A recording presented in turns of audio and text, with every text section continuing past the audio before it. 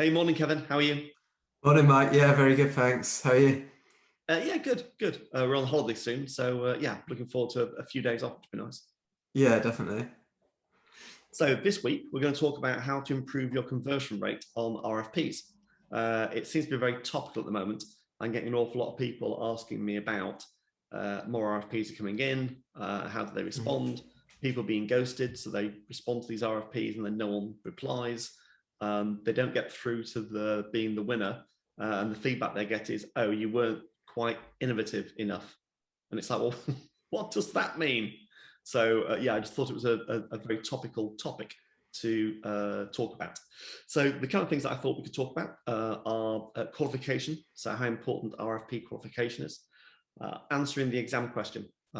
Just go back to school, think about the exam papers that you sat, answering the exam question, how important that is, and then how do you really stand out? So those were my kind of like things to talk about, but you've been on the receiving end of an awful lot of RFPs. What are your just kind of headline views? My headline view in general, I can't stand RFPs. And the Why is reason that? the reason I say that is I find in some ways, sometimes they lack detail and thinking. Um, Other times they're almost too detailed and too rigid. And I just think as an agency, the way that we're set up, at least, we're set up probably more as a let us figure it out for you. Um, and we'll test, learn, experiment, and try and make things work. Kind of potentially start small, but scale up once you've proved the model. And I think Yep. RFPs are typically, here's all the answers. This is what we need. Can you go away and do it? And I actually wrote down.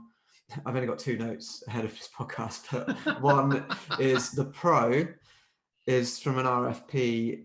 It's you normally get a longer term buy-in, so you can understand if you're doing an RFP process. There's normally at least a 12-month contract, if not 2 years, kind of off Absolutely. the back of Or else it, why would you bother, to be honest? Yeah. which I think is great because on the other hand, you can get people that are just like they churn and burn through agencies, and the trends, and it's just like they're just going through that cycle and they're never going to get anywhere. And you don't want that. An RFP will give you a longer term commitment.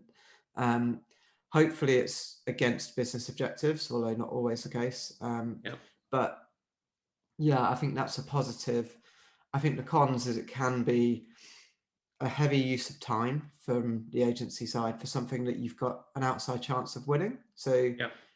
improving your win rate, I think this is something that we probably need to get better as a company, but in terms of like understanding the win rate from the types of opportunities, I feel like our win rate from RFPs is pretty low, but also we're now just pulling out of quite a lot of RFPs for the reason that I think I've just listed. It's either too specific and it's not right for us, or it's quite broad and we just don't know enough about what they're looking for, and there's a large amount of effort to put into it that we've got to put the odds in our favor. And if someone comes to us because they've been referred to us, they're a previous client, or however they've come across us, and it's a warmer lead, that's where our win rates are higher. And the RFPs, I think typically we've won some of our big clients today, we've won from RFPs. So it's not, I don't think it's not a statement of don't enter any RFPs, but you've got to be selective because there's so much time that you can spend chasing Yeah. these things, and they're expensive in time and money. I mean, just out of interest, the kind of stats that I see, because I see a lot of RFPs with clients. So typically, I'd expect people to be rejecting about 30% of RFPs they receive. So qualifying out about a third of the ones that you receive I would say, is a good average. So if you're only qualifying out, so people who are qualifying out, none or 10%, then your conversion rate will be a lot lower. And you're bidding for too many things and it's taking up too much resource. Once you've qualified something in, you should be winning about a third. So it's a third and a third, basically. That makes sense. I wonder if there's even more granular detail of the ones that only accept a third, then win 50% or something like that. I don't know, but I would imagine the stricter your pre-qualification is at that stage, Correct. The higher your conversion rate. Yeah. It is. Because what happens is that, so let's talk about kind of qualification criteria. So RFP qualification is the key at the beginning to qualify things in or out. the more experience you get at qualifying RFPs, the more criteria you'll put into your matrix, your scoring matrix. And I've actually got a scoring matrix that I give to people. And that's got like 9 things in it that you can use to qualify in or out. The more experience you get, the more things you add into the qualification. Therefore, the more you reject, but the more you reject, the ones that you work on, the higher the conversion rate. It becomes self-fulfilling. That makes sense. I guess a question for you, kind of being on the procurement buyer side from the past. Yeah. How would you like to operate with stuff like this? Do you think an RFP is actually a positive way to do things, for the reason that I listed, if it's maybe a longer term commitment? Or would you prefer to say, here's an agency or even a couple of agencies that we think would be good. Let's give them a test until the end of the year. And then at the end of that, we've learned something without going through a long build up process and pitch process that we could turn into something bigger afterwards. So I think there's a couple of things. So I think you need to look at materiality of spend. So let's say the contract's worth, 20K a month. So it's 250 a year-ish. At that point, if I'm spending on behalf of the company, £250,000 of marketing's budget, because it's their budget, I'm obviously the kind of like the governance person that's going to get to the selection of who we're going to use. At that point, you need some kind of rigorous process to say we selected the right organization, my view. So what I wouldn't do is I wouldn't run a 20K pilot and then appoint an agency to do 250K of work. Yeah. It's possible, but it's less likely.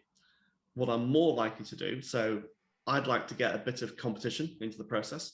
So I'd first of all shortlist, probably 5, ideally 3 agencies. I could then run an RFP, but I think a better way is having, we used to call them kind of competitive dialogues, where we'd bring an agency in for like 2 hours and we'd have a workshop. The agency runs the workshop, we define the questions, and then we interactively work through together what solutions might look like, have we got the right spec, where people find that we think a certain solution might work. You as an agency say, I think you've got this wrong. You're looking at a good example we had recently. You're looking at digital PR as being the key success factor. In our experience, you need an SEO strategy first approach, and the digital PR can come second. That kind of 2-hour discussion, I think, is much more rich. It's much more valuable. The downside with it is I don't get the documents, so I don't get to compare side by side, because I get this 2-hour kind of immersion, and then it makes it really difficult to extract the emotion and the chemistry from the content and the approach, and that's my problem as a buyer.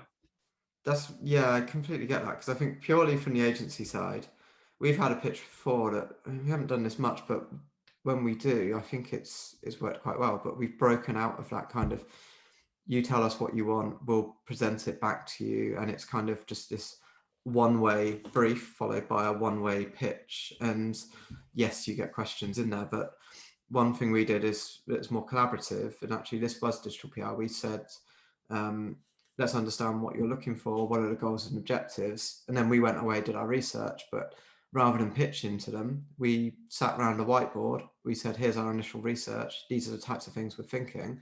I think we'd already written stuff on the whiteboard before the client came into the room, but we used that as a starting point to collaborate together and shape it together, because no idea at that stage is going to be fully formed.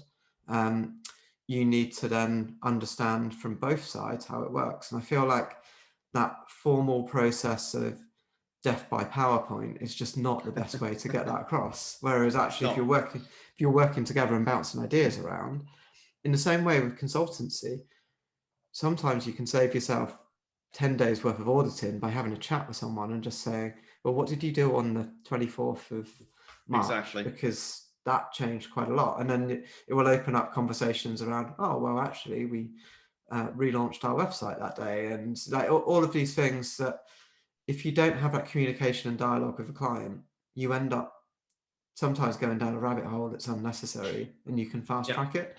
But I completely appreciate from the client side, if you're trying to pick someone, do you have the time to go through a collaborative process with 3 agencies? Possibly not. And yeah, I don't know. It's tricky. And like you say, you want to have a scorecard of which you can say, this one is a 8 out of 10, that Exactly. one's a 6 out of 10. So you do need a like-for-like comparison. So it's a But kind actually, of, Kevin, a good way of doing that, I think this is a very good point. I think this having a dialogue is far more valuable than just writing a document. But what I used to do, I'm thinking back now about a couple that I ran where we did this. I pre-prepared a little scoring sheet. So I pre-prepared, look, there are 6 areas that we're looking at. There's methodology, there's their case history, there's their ability to understand our problem, ability to focus on the outcomes. So I'd have like a little checklist. And then if there's 5 of us in the room from the client side, each person had the checklist and you'd score it. Yep. So in that 2 hours, you score them, and then I collate them all, and then I bring it all together and feed it back. And that actually worked. I'm thinking of one that we did, which was a reasonably big piece of work. And it worked really well because it had that nice blend of, it wasn't all subjective. So we didn't all sit there at the end and just go, who did we like? Because that's really not the way to buy. But it gave us some objectivity, but it gave us some interaction.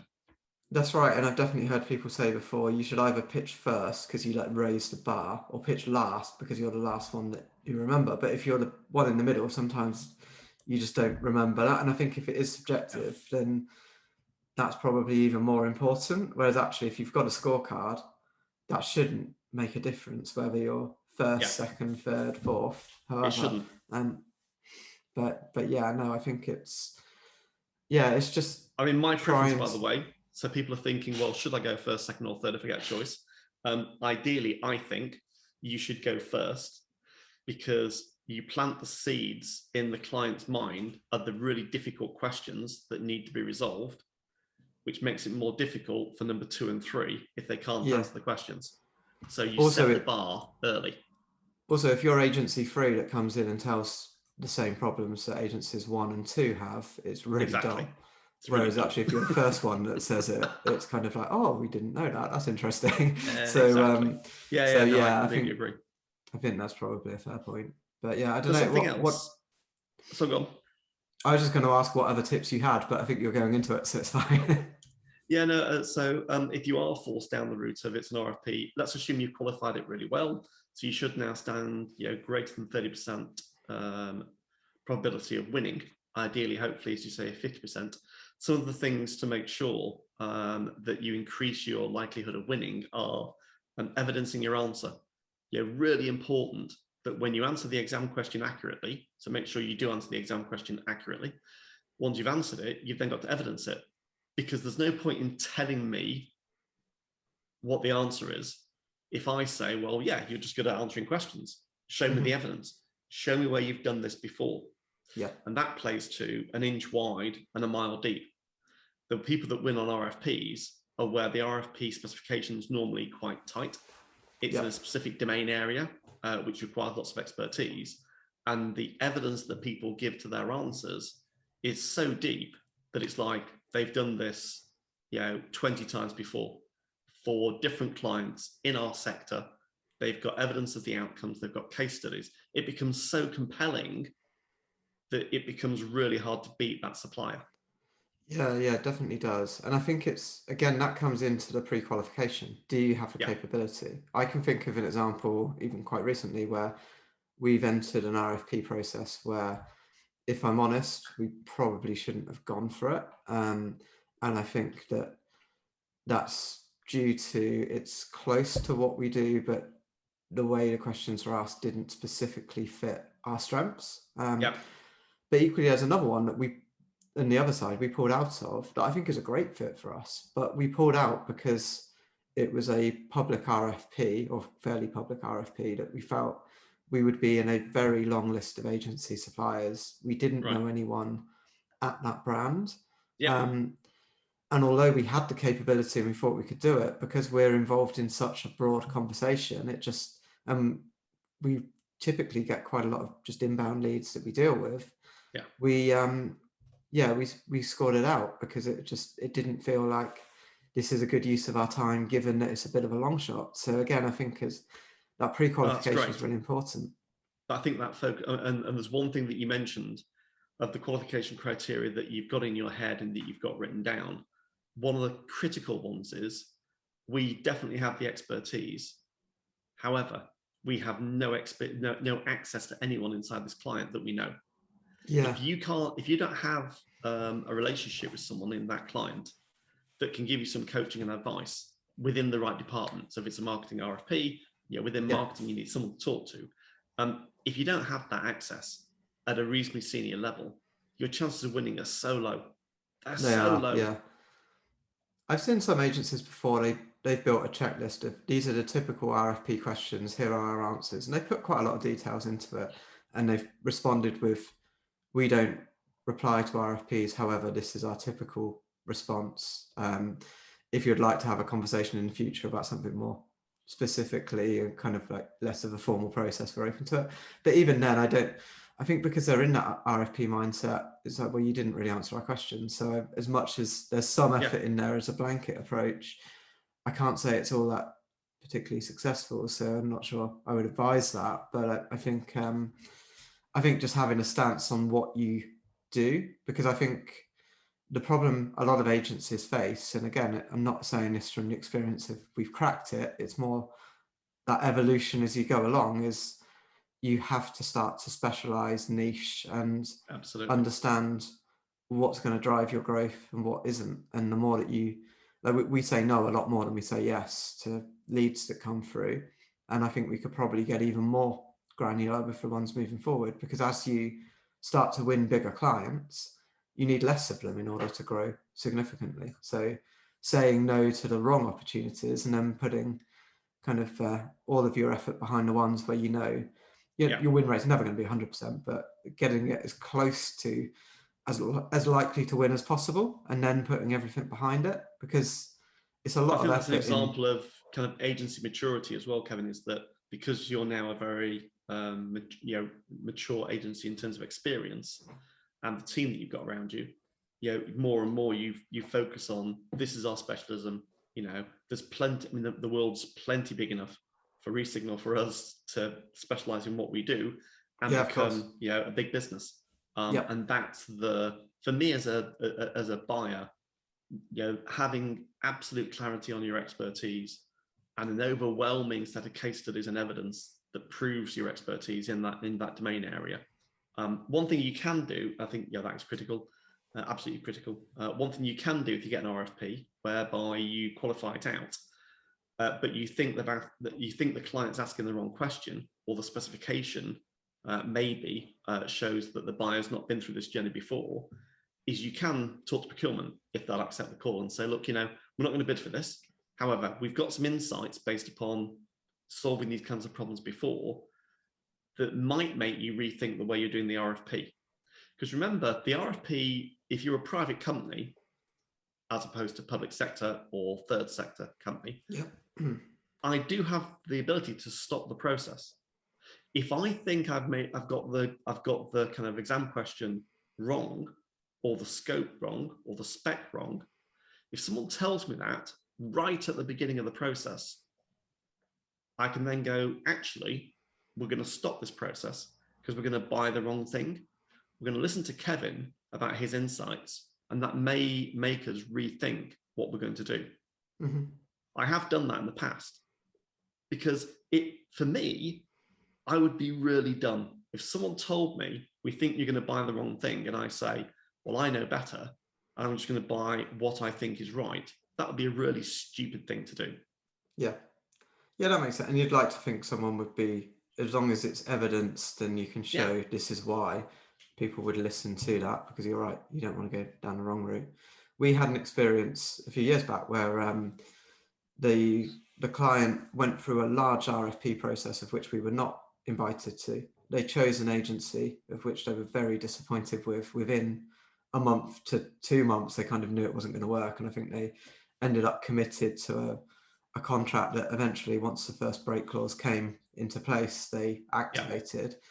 And then they came to us and they were just like, we were really disappointed with the RFP process last time. So can we give you some work, and they wanted flexible agreements towards that rather than kind of like long-term commitment. But they really didn't want to go through the RFP process, because the last time they did it, Exactly. winning agency impressed but didn't deliver, and then they were like, well, what makes this second choice any better? So, and I think in the meantime they'd come across us and wanted to just give us a chance in a less formal way, and that actually worked out really well for us in that case, and I think better for them. But again, I think maybe it's that flexibility of finding what works for you, but there is a lot of pressure on once you've gone through that whole process. You've got to make it work, and but you don't know how good an agency is until you start working with them, and which is why.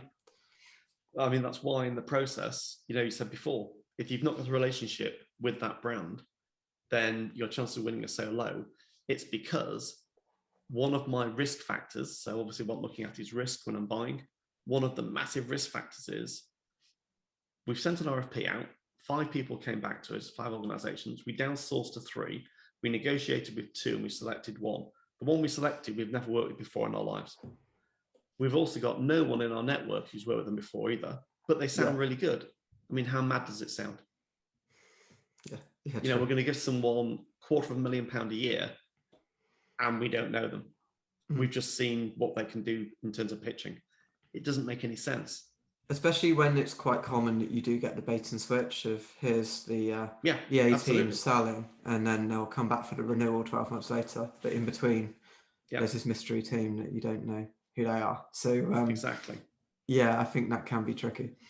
It can, because also, some people might say, well, we'll give references. Yeah, but no one gives a bad reference. No one's going to give me as a buyer a reference that doesn't check out. Yeah, true. It would be insane. Yeah. So the references don't work either. Yeah. So the only thing that works is if I know someone in another brand who's worked with you as an agency, and I can talk to them privately and say, so how did it work out? What was the good and the bad? Yeah. And I get some real confidence, then I'm like, okay, yeah, right. This should work. Which is why that trusted recommendation and referral is just so strong. And in that pre-qualification scorecard, if you've been referred for a right reason, then that's scored highly and you've got a good chance of winning it. Whereas if it's a long shot RFP and your name's been mentioned, then it's still a long shot. You're just on the list. And in fact, most of the business that we win, probably in both of our businesses, you can normally trace it back to at some point somewhere, someone has recommended us. Yeah. In some way, shape or form, or they've seen us in action. They've had some experience of us, like the 11 touch points. There's a reason it's 11 touch points before someone actually starts to engage with you realistically about an opportunity, because they need to get more confidence. We're going to run out of time because you've got 10 o'clock and so have I. So in terms of just like kind of conclusions, what's your kind of headline conclusion about RFPs? My headline isn't quite as harsh as all RFPs are bad, but it's definitely pre-qualify. On the seller side, you need to make sure, I think with RFPs, it's a bit of an all or nothing. If you're going to pitch, you need to pitch to win because it's very competitive.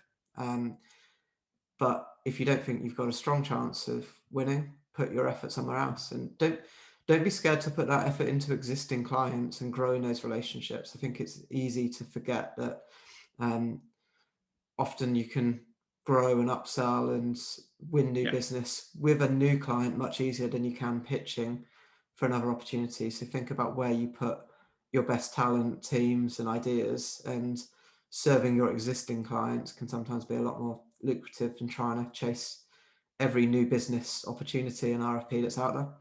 Exactly. And mine would be qualify really hard. When you do bid for something, answer the exam question, give loads of evidence around the response.